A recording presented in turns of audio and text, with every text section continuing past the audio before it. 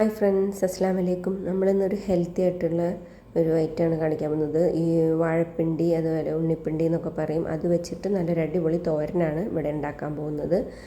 ഈ വാഴപ്പിണ്ടി എന്ന് പറഞ്ഞാൽ ഒരുപാട് ഗുണങ്ങളുള്ളതാണ്. ഈ ഡയബറ്റീസ് ഉള്ളവർക്കാണെങ്കിലും പിന്നെ ഡയറ്റ് ചെയ്യുന്നവർക്കാണെങ്കിലും ഒക്കെ വളരെ ഉപകാരമുള്ള ഒരു സംഭവം തന്നെയാണിത്.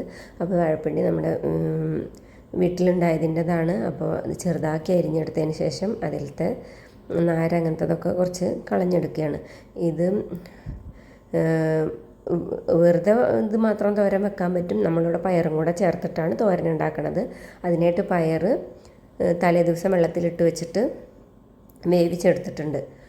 തലേദിവസം വെള്ളത്തിലിട്ട് വെച്ചിട്ട് പിറ്റേന്ന് തരി ഉപ്പിട്ടിട്ട് വേവിച്ചെടുത്തതാണ്. ഇനി നമ്മുടെ ഉണ്ണിപ്പിണ്ടി ഇവിടെ കഴുകിയെടുത്ത്, ഉണ്ണിപ്പിണ്ടി എന്നാണ് ഞങ്ങൾ പറയാറ്, ഉണ്ണിപ്പിണ്ടി വാഴപ്പിണ്ടി എന്നൊക്കെ പറയും. അപ്പോൾ അത് കഴുകിയെടുത്തിട്ടുണ്ട്, കഴുകി ഊറ്റി വെച്ചതാണ്. എന്നിട്ട് അതിലേക്ക് നമ്മൾ കുറച്ച് ഉപ്പിട്ടിട്ട് വേവിച്ച് കൊടുക്കുകയാണ്. വേണമെങ്കിൽ തരി മഞ്ഞൾപ്പൊടിയൊക്കെ ആഡ് ചെയ്യാം. ഒരു നല്ലൊരു കളറായിട്ട് കിട്ടാൻ വേണ്ടിയിട്ട്, നിർബന്ധമൊന്നുമില്ല.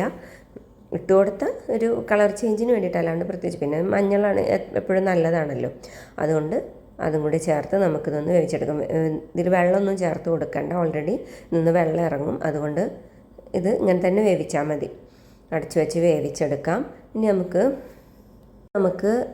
അതിലേക്ക് താളിക്കാം കുറച്ച് ചുവന്നുള്ളിയും പിന്നെ വെളുത്തുള്ളി എന്ന് പറഞ്ഞാൽ ഗ്യാസൊക്കെ ഉണ്ടെങ്കിൽ അതൊക്കെ മാറാൻ നല്ലതാണ്. അപ്പോൾ അതുകൊണ്ട് ഒരു 3-4 വല്ലി വെളുത്തുള്ളിയും കൂടി നമുക്ക് ചേർത്ത് ചതച്ച് കൊടുക്കാം. ഇപ്പോൾ ഞാനിതിലൊരു ഇത്തിരി മഞ്ഞൾപ്പൊടിയും കൂടെ ആഡ് ചെയ്തിട്ടുണ്ട്.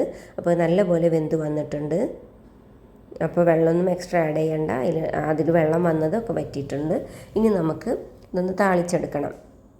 പിന്നെ നമ്മുടെ പയറും അതേപോലെ തന്നെ വാഴപ്പിണ്ടിയൊക്കെ ഒന്നിച്ചാക്കണമല്ലോ. അതിനായിട്ട് കുറച്ച് വെളിച്ചെണ്ണ ഒഴിച്ച് കൊടുത്തിട്ടുണ്ട്. അതിലേക്ക് കടുകിട്ട് കൊടുക്കാം. കടുകിട്ട് പൊട്ടി വരുമ്പോൾ നമുക്കതിലേക്ക് കറിവേപ്പില ആഡ് ചെയ്ത് കൊടുക്കാം. കറിവേപ്പില ഇട്ട് അതൊന്ന് വരുമ്പോൾ അതിലേക്ക് നമ്മൾ നേരത്തെ ചതച്ച് വെച്ചിട്ടുള്ള ചുവന്നുള്ളിയും വെളുത്തുള്ളിയും ഇട്ട് കൊടുക്കാം. അത് നല്ലപോലെ മൂത്ത് വരുമ്പോൾ നമുക്കതിലേക്ക് പിന്നെ എന്താ ആഡ് ചെയ്യാനുള്ളത്, നമ്മൾ നോർമലി തൂമിക്കുമ്പോൾ ഒക്കെ ആഡ് ചെയ്യണ ക്രഷ്ഡ് ചില്ലിയാണ്. അപ്പോൾ നമ്മളിവിടെ ഓൾറെഡി ഉണക്കമുളക് ഉണക്കമുളക് വെയിലത്ത് വെച്ച് അത് പൊടിച്ചെടുക്കുകയാണ് ചെയ്യണത്. അങ്ങനെ ക്രഷ്ഡ് ചില്ലി അങ്ങനെയാണ് വാങ്ങിക്കണതല്ല. വെയിലത്തൊക്കെ വെച്ചൊന്ന് വെയിൽ കൊണ്ട് ആ ഒരു ചൂടിൽ നമ്മളതിനൊന്ന് പൊടിച്ചെടുക്കും. അപ്പോൾ ആ ഒരു ഇതാണ് ഇതിൽ ചേർത്ത്. അപ്പോൾ അതും കൂടെ ആഡ് ചെയ്ത് കൊടുത്തിട്ടുണ്ട്. അപ്പോൾ വെളിച്ചെണ്ണയുടെ കുറവ് തോന്നിയപ്പോൾ ഞാൻ കുറച്ചും കൂടെ വെളിച്ചെണ്ണ ആഡ് ചെയ്ത് കൊടുത്തിട്ടുണ്ട്. ഇനി അതൊന്ന് നല്ലപോലെ മൂത്ത് വരുമ്പോൾ ഇനി പ്രത്യേകിച്ചൊന്നുമില്ല, ഇത് രണ്ടും കൂടെ ഇതിലേക്ക് ആഡ് ചെയ്ത് കൊടുക്കാം. നമ്മുടെ ഉണ്ണിപ്പിണ്ടി വാഴപ്പിണ്ടി ചേർത്ത് കൊടുത്തിട്ടുണ്ട്.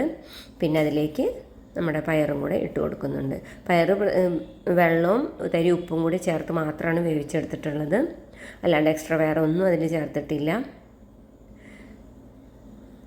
അപ്പോൾ നമ്മുടെ ഇതൊന്ന് അതിൽ കിടന്ന് രണ്ടും കൂടെ ഒന്ന് കുക്കായി വരണം. ഓൾറെഡി രണ്ടും കുക്കായിട്ടുള്ള ഐറ്റംസുകൾ തന്നെയാണ്. അപ്പോൾ ഇതിനെ രണ്ടും കൂടെ ഒന്ന് കുക്കാവാൻ ഒരു 5-10 മിനിറ്റ് ചെറിയ തീയിലിട്ട് കൊടുത്തിട്ടാക്കി കൊടുക്കാം. അത് നല്ലപോലെ വെള്ളമൊക്കെ വറ്റി, വെള്ളമില്ല എന്നാലും ഇത് രണ്ടും കൂടെ ചേർക്കുമ്പോൾ എന്തെങ്കിലുമൊക്കെ വെള്ളത്തിൻ്റെ അംശം ഉണ്ടെങ്കിൽ, തോരനല്ലേ അപ്പോൾ വെള്ളത്തിൻ്റെ അംശമൊക്കെ ഉണ്ടെങ്കിൽ നല്ലപോലെ വറ്റി വരണം. അങ്ങനെ വറ്റി വരുമ്പോൾ നമുക്കതിലേക്ക് കുറച്ച് തേങ്ങ കൂടെ ആഡ് ചെയ്ത് കൊടുക്കാം. തേങ്ങ എപ്പോഴും ഒരു ടേസ്റ്റ് തന്നെയാണ്. അപ്പോൾ ഫ്രഷ് തേങ്ങ ഇട്ട് കൊടുത്തിട്ടുണ്ട്, അതും കൂടി ചേർത്താം. ലാസ്റ്റ് കറി ലീവ്സും കൂടെ ആഡ് ചെയ്ത് കൊടുക്കാം. ഇത്രയേ ഉള്ളൂ. നല്ല സിമ്പിളായിട്ട് ഉണ്ടാക്കാൻ പറ്റും നല്ലൊരു റെസിപ്പിയാണ്.